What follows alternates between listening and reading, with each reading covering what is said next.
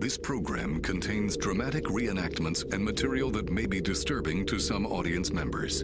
Viewer discretion is advised. When a plane carrying a newlywed couple crashes into a mountain,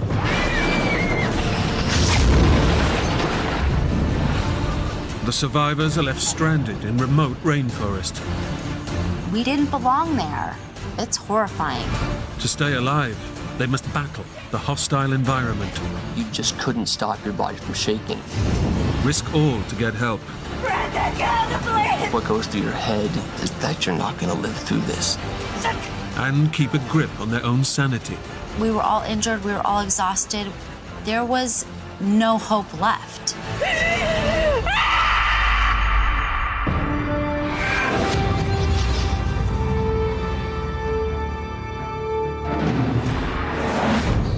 Where's Michael? Michael!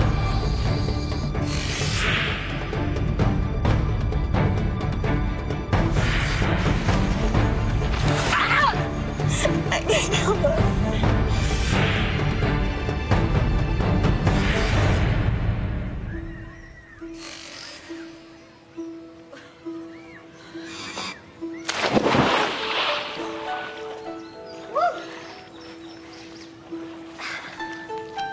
You're not gonna come in? No. Why not? Fine. College sweethearts, Brandon and Brandy Wiley, have come to Costa Rica in search of travel and adventure.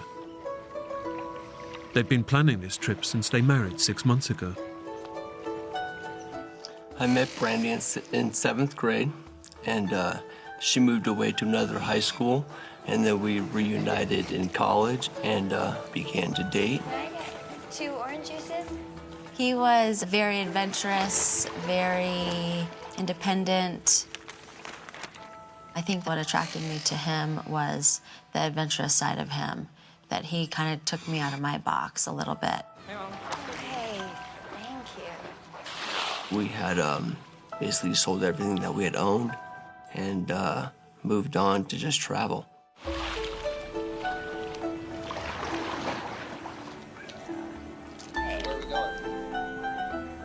I think what was attractive most to us was the fact of the unknown. The fact that we could just pack our bare essentials and X amount of money and see what happens.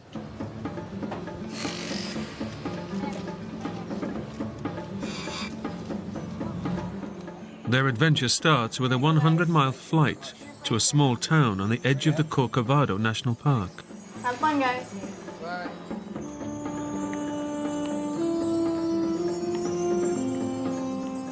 But getting there means a 30-minute journey on a small aircraft, something Brandy is dreading. See, it's not so bad, is it? I guess not.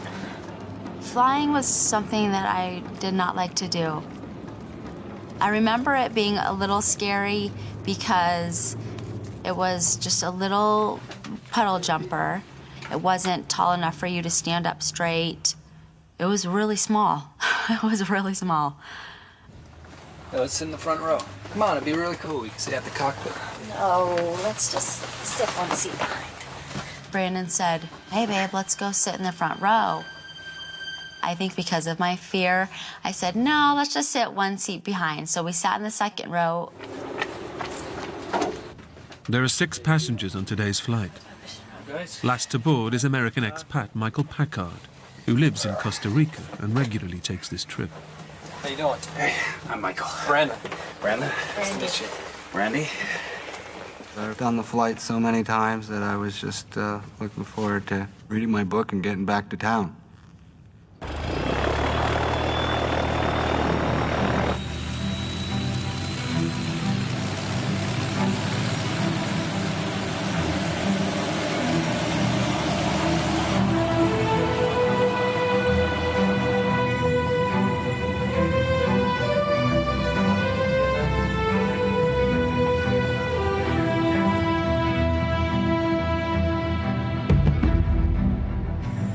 For me, taking off is scary. It's gonna be okay, baby. So I remember just concentrating on being still and just being calm and breathing.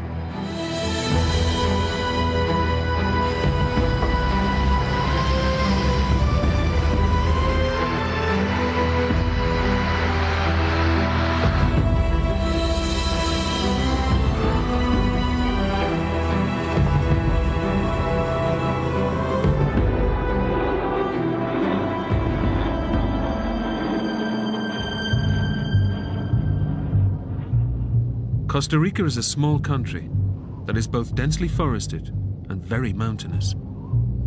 If visibility is poor, low-level flying can be extremely dangerous. And clouds are gathering.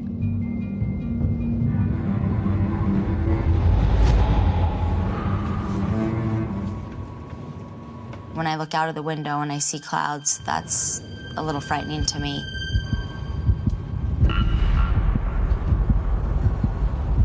It's gonna be fine, okay?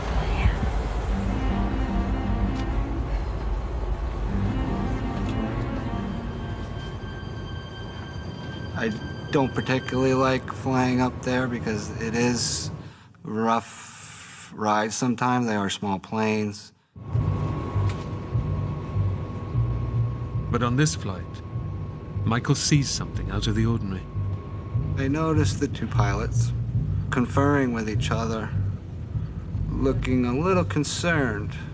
And I realized what they were doing was looking at coordinates in these books, trying to pinpoint their position because they weren't sure where they were.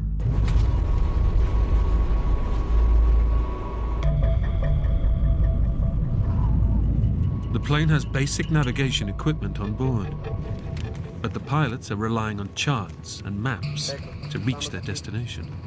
But now they're flying in dense cloud and almost zero visibility. They're unaware that they're already off course and heading for a mountain.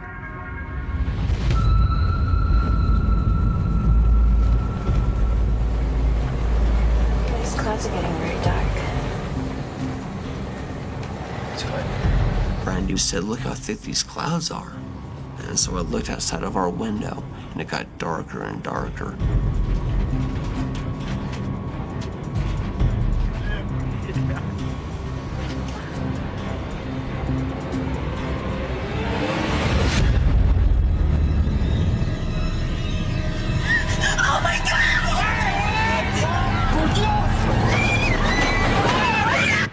It's horrifying.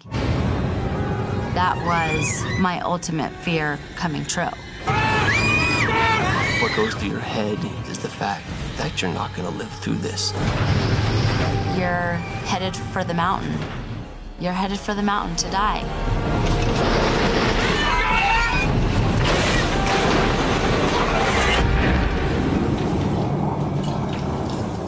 I remember thinking, we're not flying anymore.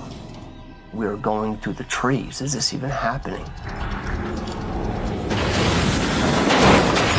My stomach dropped. My mind just went blank.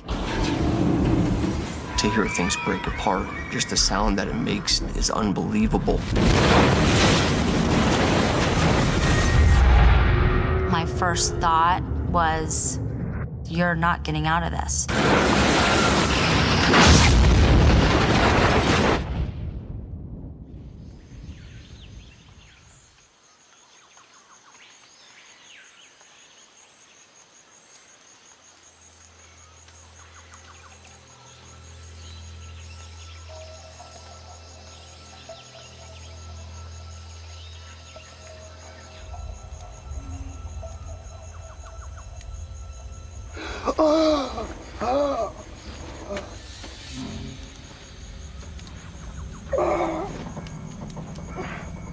I wake up and it's freezing cold, and my entire body was soaked in jet fuel. I was in a plane on vacation, and now I'm in a black hole that I can't move my legs, and it's blood just everywhere.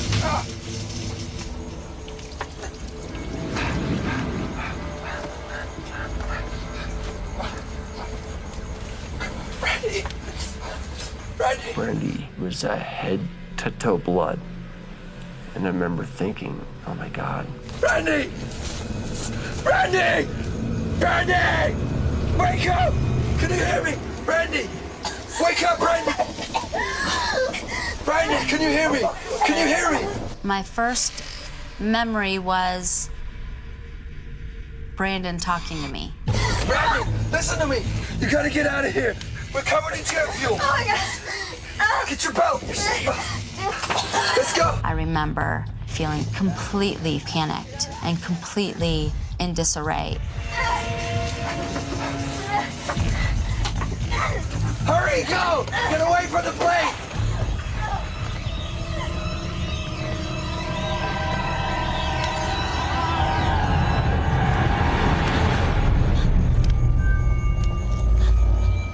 Outside the plane, Brandy is horrified by the devastation of the wreckage and the bodies of the two pilots. Trees were knocked down. There was a mess of plane parts, wires. There's smoke everywhere. There's people wandering around. There's people that are dead. How could this have happened? How could the pilots have let this happen? German Silke Friedebold and Costa Rican Alvaro Zuniga have also survived the crash. But the danger is far from over. Leaking fuel is soaking the wreckage, and Brandon is trapped inside.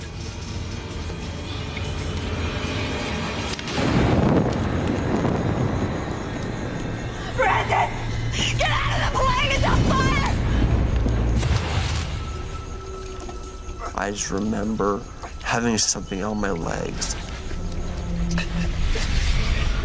Brandon is pinned under the body of a dead passenger, Costa Rican Adolfo Strassburger. Hurry, Alfred! Go! Get away from the plane! Get away from the plane! Quick!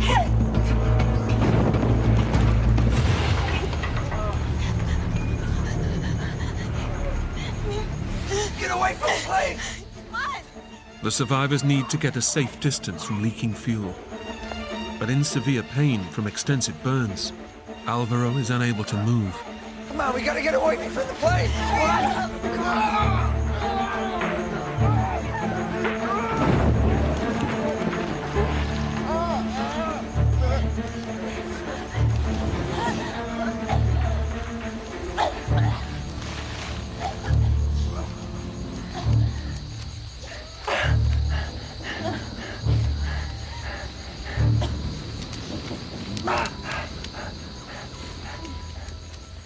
Now able to take in the extent of the wreckage, Brandon and Brandy realize just how lucky they are to be alive. The wings were ripped off and the fuselage was turned upside down, and from the seat in front of us, the plane was completely dismantled. Hey, let's sit in the front. Oh, let's just sit one seat behind. By total chance, Brandy's request that they sit in the second row has saved their lives. I just remember thinking, there's no reason and no way that we should be alive right now. If anyone were to be sitting in that front row, they would have been killed. We should have died. No rhyme or reason about it. It wasn't our time. Baby. Brandon is bloodied and battered. As a trained nurse, Brandy instinctively takes action. My wife went to school to be a nurse. It was just intuitive that she had known what to do. He had broken all the bones around his eye, and his face was swollen. He also has deep cuts on his arms that are bleeding heavily. Okay. It's okay, sorry. Silke is relatively unhurt, but appears traumatized by the death of her friend Adolfo. It's okay, sweetie. I'm a nurse, all right? What's your name? Silke. Silke? Silke was not in a good place. She was psychologically pretty messed up. I mean, she had been conscious the whole plane crash. I saw the Jose.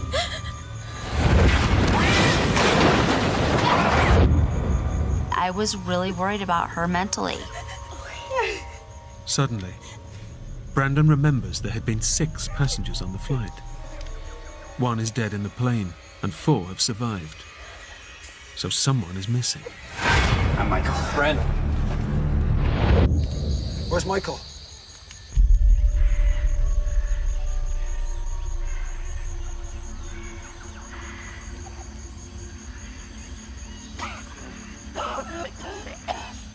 The next thing that I remember is that I woke up on my back, looking up at the sky and the trees. And I thought to myself, oh my God, I was just in a plane crash. And I'm alive. I remember just thinking about where I was, about where the plane was, because I didn't see anything around me except for trees.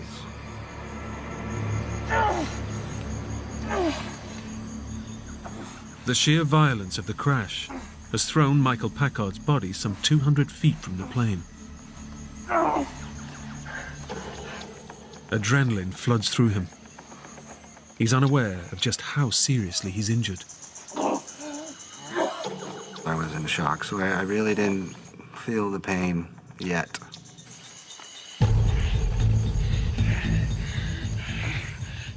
Michael has a severed Achilles tendon and a crushed eye socket. He has 4 cracked ribs and a punctured lung.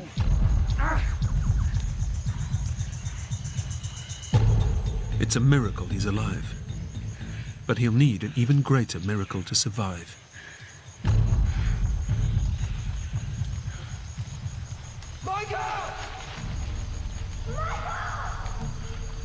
All of a sudden, I heard voices.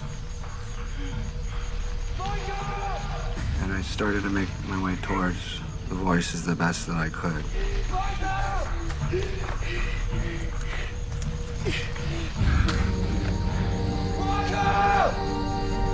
He's here. We got you, man. It's okay.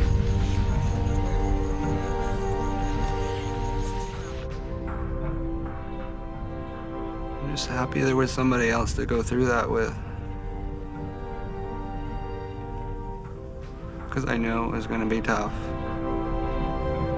Michael, I'm a nurse. Put your weight on me. It's okay. All right, Michael, look at me. Okay, I'm a nurse. I'm just gonna check you. Brandy instantly recognizes that Michael is in serious trouble. He didn't look right. He was pale, really dehydrated. His eye was sunken in. He worried me the most. Brandy is concerned that he may have internal bleeding, which, untreated, could kill him within hours. But imminent rescue is unlikely. They've crashed miles off their original course and are totally lost in Costa Rica's 10,000 square miles of impenetrable rainforest. And with both Michael and Alvaro seriously injured, the clock is ticking. Really hard.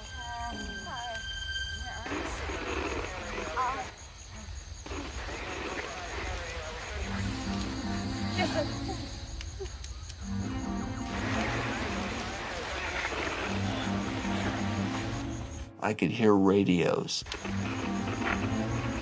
I'm not even sure if it was Spanish that I was hearing or what it was, but it was definitely a transmission. It's the plane's radio.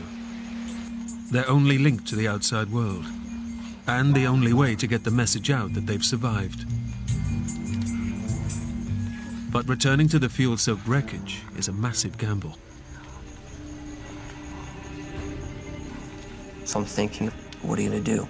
Flip a switch and have the whole thing blow up? We're stuck in the middle of nowhere. We've got to find something. Stay here. I'll be back. Brandon, I don't know. You should go. It was a lifeline, but I was terrified that the plane would blow up. Absolutely.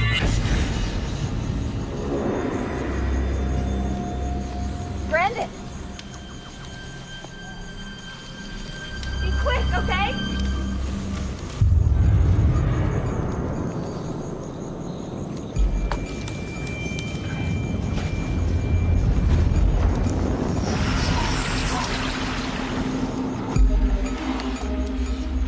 I had to get up over the pilot and more fuel and more glass and more metal.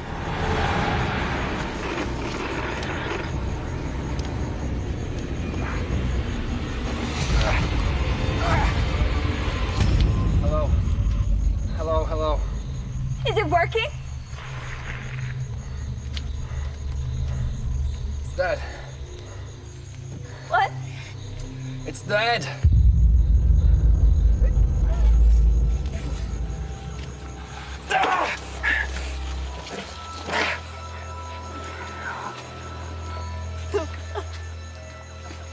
It was devastating. There's nothing we can do. We're in dense jungle. The only people that could give us any type of guidance were the pilots, and they were dead.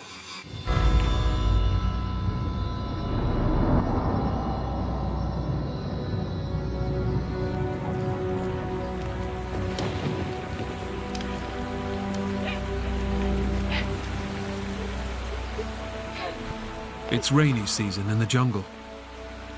And while the downpour douses the fuel-soaked plane, it quickly becomes a deluge. The rain was just insult to injury at that point, you know? It was just torrential downpour.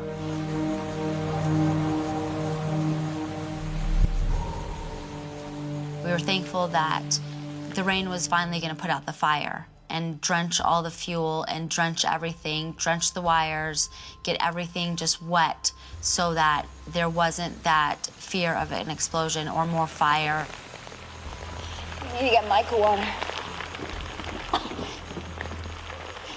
The rain has finally allowed them to give a desperately dehydrated Michael a drink. Michael? Okay, we're gonna get you some water, right? You lean back on me. Listen to me, Open your Michael. mouth. Hey, listen, Michael, you're dehydrated, okay? Put your head back. You gotta drink. Put your head back. Drink this water, okay? You're dehydrated. Hey, Michael, listen. And with the rain, the temperature drops fast. It was dark, it was cold, it was wet. I knew that we were in dire straits. And the jungle was taking over. Despite his injuries, Brandon knows that if they're to survive, someone needs to take charge. Listen, I know your face is broken apart and your nose is broken and your friends have their ribs are broken. And why don't you figure something out to do about this?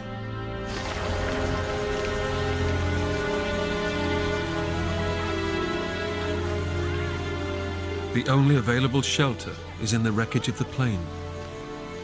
Brandon decides to move Alvaro and Michael in first, as they are the most injured and at serious risk of hypothermia. For Alvaro, the pain from the severe burns he suffered in the crash makes any movement agony. Once they were laid down in there, there was basically no more room for anyone else. I remember after they put me in there looking out at them and how miserable they looked and how cold and shivering they were. I did feel a sense of guilt, but I also knew that they put me in there for a reason. I could see my condition was deteriorating. It was a deep, deep feeling of depression. We were still cold and we were still scared and we still had no idea what to do.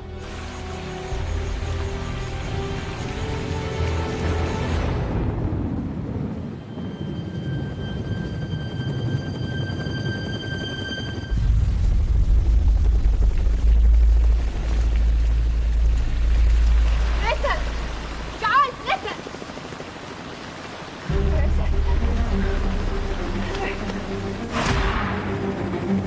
A rescue helicopter has been sent to search for the missing plane.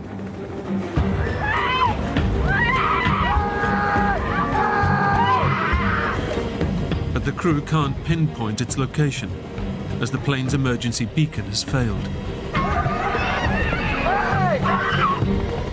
By pure chance, the helicopter is flying directly over the wreckage. It was a great feeling. We knew then they were looking for us.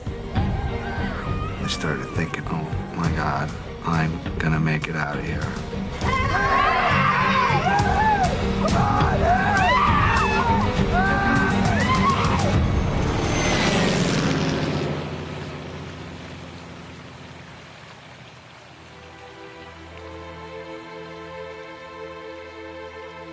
But in the thick rainforest canopy and dense cloud, the wreckage is invisible.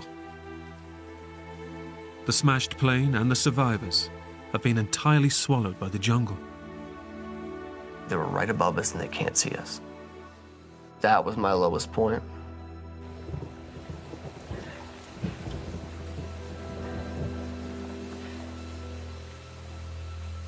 They're lost in thousands of square miles of jungle, with no beacon to transmit their location. If they can't be seen from the air, they may never be found at all. I remember thinking we have absolutely no chance of being seen now. None.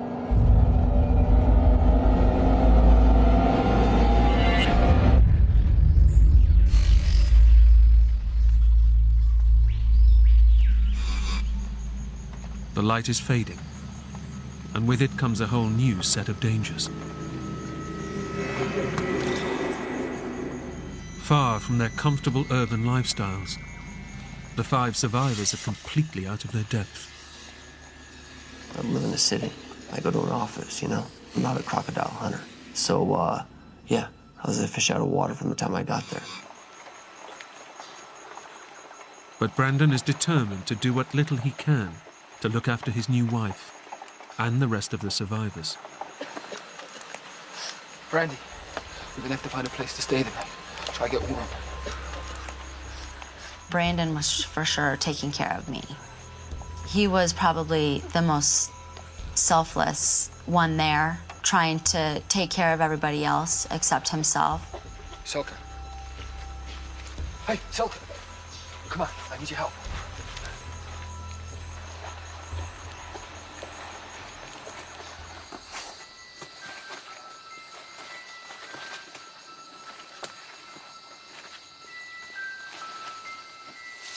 Luggage was scattered for the full 200 yards of the wreck site.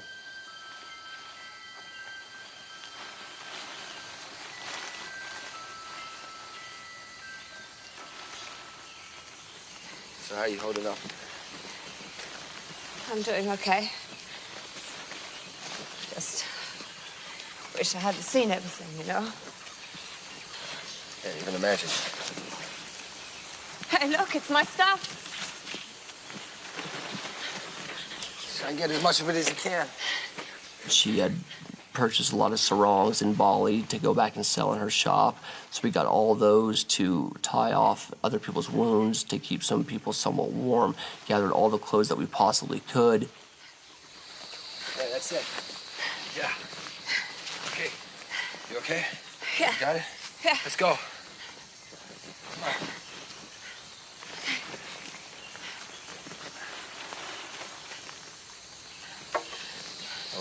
Wait. Wait. The jungle has closed in around them. No, I thought it was this way. With no landmarks and no reference points, it's impossible to tell which way is which. No, wait. It's not it. Come on. It was amazing to me that we might have walked not even 50 yards. Like, and the plane itself was entirely gone. I don't know. It all looks the same. I think we're in trouble. It's a dangerous situation. If they head off in the wrong direction, they could be lost forever. Hey! Brandy! Hey! Brandy! Brandy! Brandon! Where are you? Brandy! Brandy! I'm here! There. Over here. Brandy! You keep shouting. Brandy! Where are you? It's a close call. Had they been separated from the group, Brandon and Silke would have had an even slimmer chance of survival. It was extremely scary to see how fast the jungle could swallow up an entire plane, 5 people, all the wreckage.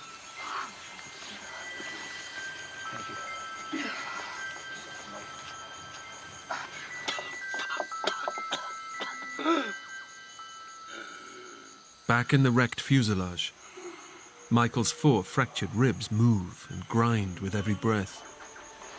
Alvaro can see he's struggling and does his best to keep his spirits up. Alvaro had kept saying to me, "It's okay, Michael. We will be rescued tomorrow. You'll be okay." And I was amazed by him trying to console me, even through all his pain. To make matters worse, Michael is now breathing on only one lung. The other has collapsed. My chest was just in so much pain I couldn't breathe. I was definitely thinking about whether I was going to make it through the night. I knew it was going to be probably the longest night of my life, and I wasn't looking forward to it. You gotta keep warm, okay? As darkness descends, Brandy is concerned that Michael won't survive the night. I thought the clock was ticking for all of us, but I thought Michael would be the first one to die if we weren't found. She knows that any rescue efforts will be put on hold until the daylight hours. Now, we really have to live this out. I just remember feeling just this sense of overwhelming doom.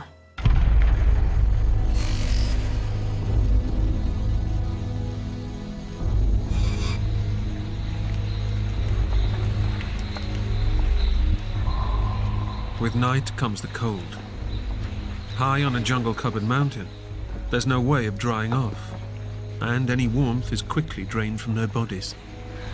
Silke, over here with us. She's in shock. She just wants to be alone. I've never been in cold like that.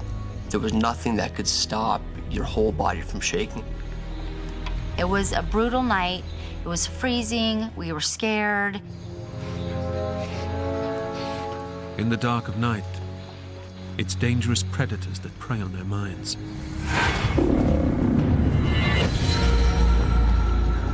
I can remember smelling blood, having blood all over all of us. I knew the smell of blood, we're gonna attract something. The smell of jet fuel smells so distinct, but the smell of blood is even more distinct, and you could smell it above everything. What the hell was that? It's just a howler monkey. Listen. You're scared every second of that night. In the pitch-black jungle night, every sound becomes a potential deadly threat. A different sense of panic set in. Suddenly, something moves just feet away in the undergrowth.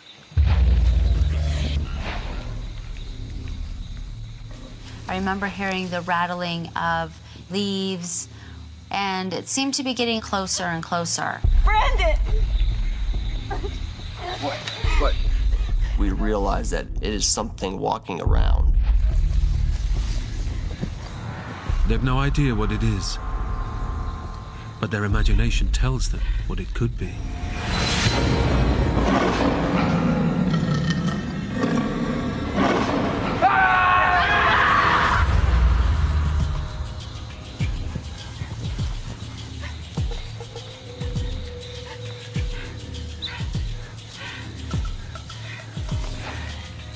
Our adrenaline was out of control at this point.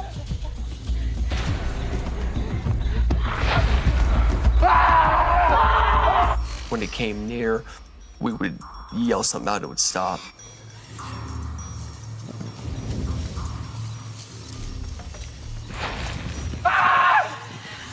What is it? Michael! Alvaro, get as far back in the plane as you can! Michael was bloody enough to be a target, and Alvaro was absolutely immobile.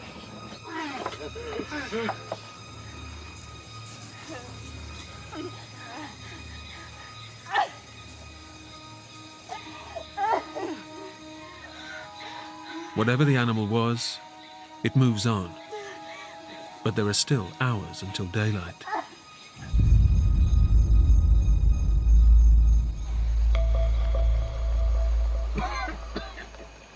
Michael is increasingly weak, and Brandon is desperate to stop him falling unconscious. A clear sign that Michael's brain is shutting down, and his injuries are pushing him closer to death. He was just in really bad shape, and I would yell out to him. Michael! Michael? Are you awake? Michael! Yes! Se8! Okay, just checking in, buddy.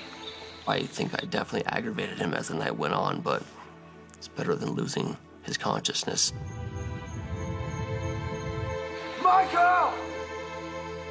They wouldn't let me sleep and kept yelling to me. Michael, are you there? You awake? Michael, Michael, all night long. Michael!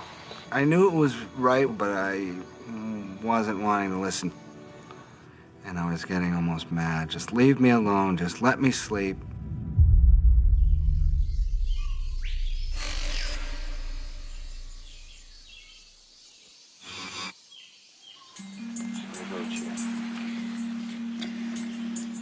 In the cold light of dawn, Brandon and Brandy know that time is running out.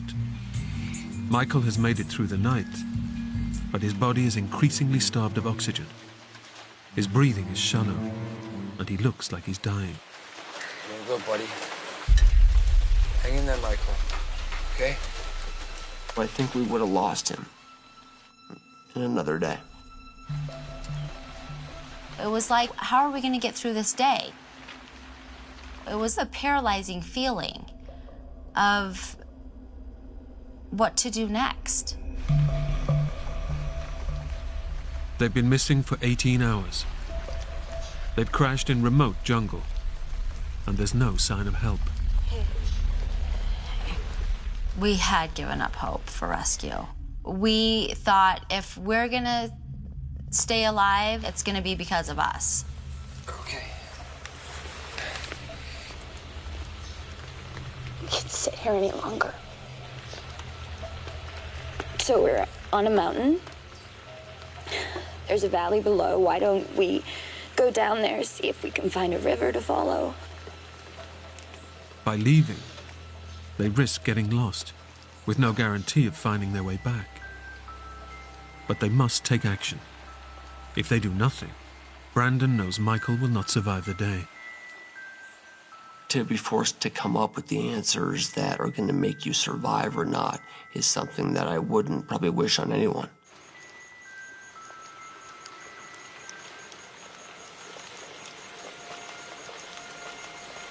I think we should go. We all need help pretty bad. I can just stay here and watch us die.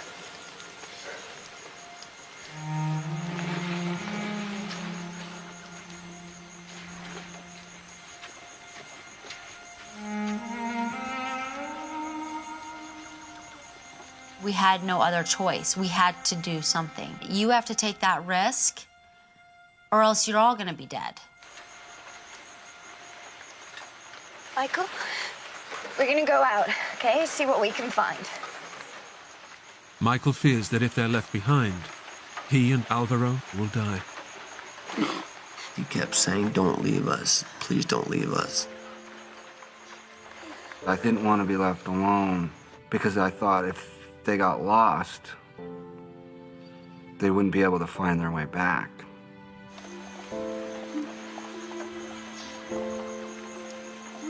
I felt bad leaving them, but I also knew there was nothing more we could do for Michael or Alvaro. And there was no good in us just sitting there looking at each other and not doing anything. It could have worked out. It could have been completely catastrophic.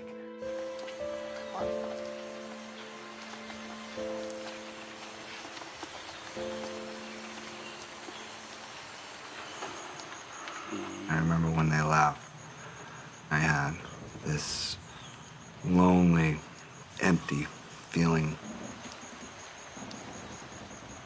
The others have set off in search of rescue, leaving Michael and Alvaro helpless and alone. I was incapable of taking care of myself, and Alvaro was also incapable of taking care of himself.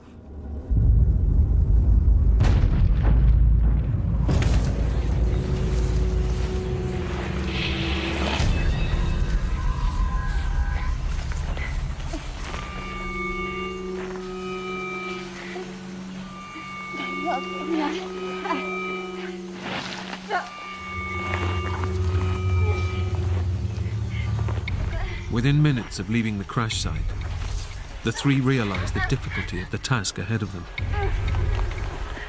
Injured, dehydrated and hungry, they're wandering directionless in one of the toughest environments on the planet. You're getting hot, you're getting sweaty, you're getting aggravated because you haven't slept all night and you're hurt and you can't walk.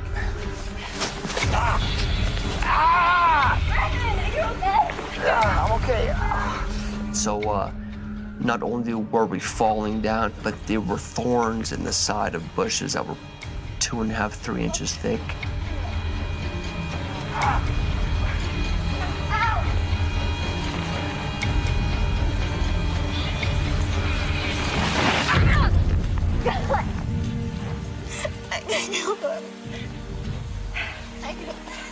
After an hour of forcing their way through the impossibly thick jungle, the group can go no further. It's becoming clear that they have made a terrible mistake. It's a pretty devastating feeling when you know you've made the wrong decision and there's nothing you can do about it. They've become totally lost. They can't go forward, and they don't know their way back. I knew that we were in dire straits. This is gonna end up how it ends up. Period.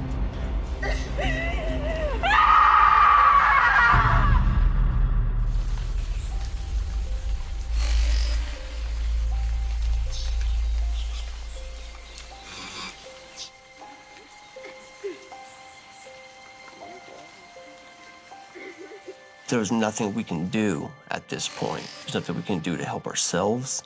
There's nothing we can do to help anyone else involved here. I was terrified that we were done. The survivors lived through a terrible plane crash. But lost, alone and defenseless, it's the unforgiving jungle that will kill them.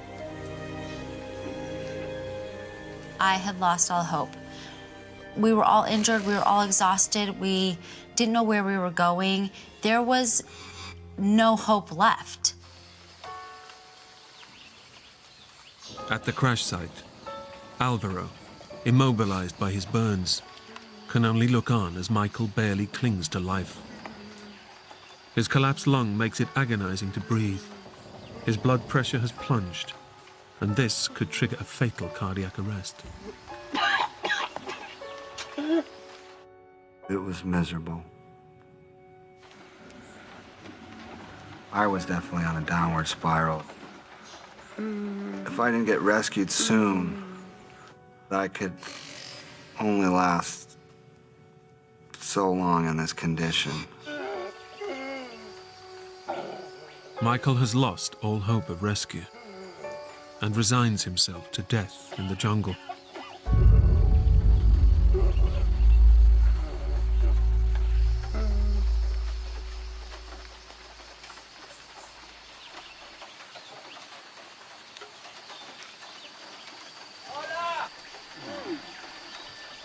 I heard voices yelling.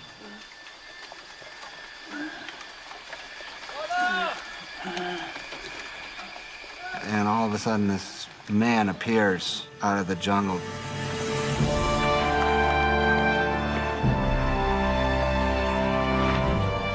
Are you all right? Over here! Over here! You're safe now. An army of Red Cross volunteers has been combing the area for 24 hours. and has finally found the crash site. I just started crying, and it was the most emotional period. I couldn't believe it. What was that? For the others, believing they're lost forever, a miraculous stroke of luck saves their lives.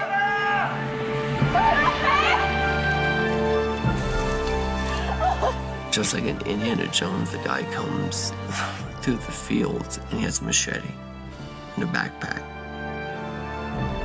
Against all odds, a local farmer and member of the search team literally stumbles upon them.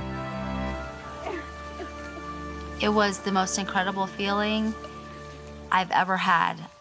It was just pure joy. Oye, este es Marvin. It was complete elation. I remember sitting down and thinking, this is unbelievable. Rescued from the Costa Rican jungle, Silke, Alvaro, and Michael made a full recovery. I think it was just luck that I survived. I have a beautiful family. I have 2 beautiful sons. When things get tough, hey, you're just lucky you're here. Brandon and Brandy's injuries healed, and they returned to America. They're still happily married and have 2 young children. You can't go through something like that and not be closer. I was with my husband. He was my family, and he was right next to me, taking care of me. I am definitely happy to be here. I'm happy to have a second chance. And I'm happy to have my wife and 2 beautiful little kids that remind me every day of the reason that I'm probably here.